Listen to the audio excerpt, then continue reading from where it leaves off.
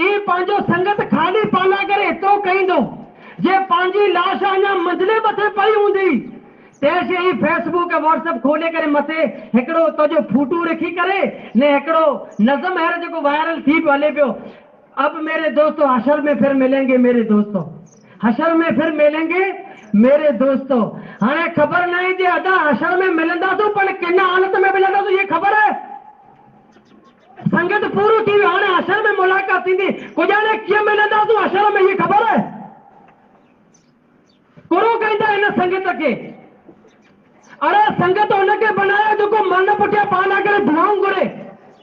ये संगत कहिड़े कम जा जो सवारे पांजे खाली पांजे फूटो रखी करे पांजा उन मथे गायना काफियूं जुदाइयूं लॻंदे ॿियो की करे सघंदा।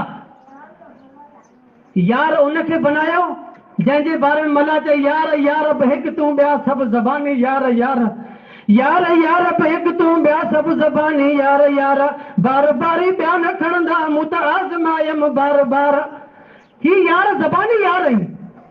हुनमें उनजे रस्सी मां सिमझो जेको असल यार है जंहिंजी यारी कम अचींदी बाक़ी त ज़बान यार है। त हिन हदीस में वॾो पैगाम मुंहिंजे नौजवान भाउ खे जेको मूं ॾिनो जे नौजवान ही पण नौजवान ही जेको मोमिन जी मां वटि अची करे चए था यसअलून अन इबादत नबी सल्लल्लाहु अलैहि वसल्लम प्यारे रसूल जी इबादत करो असांखे ॾसियो मोमिन जी मां। रावी हदीस चए थो फलम्मा उखबिरूक अन्नहुम तखालुहा मोमिन जी मां ॾसण भई नारियो अल्लाह जे रसूल जी ये नमाज है ताज ये पढ़े था रोजा रखे था ही पूरी डिटेल इबादत समझाने जो अल्लाह जो रसूल हेड़ी हेड़ी इबादत करे कही था।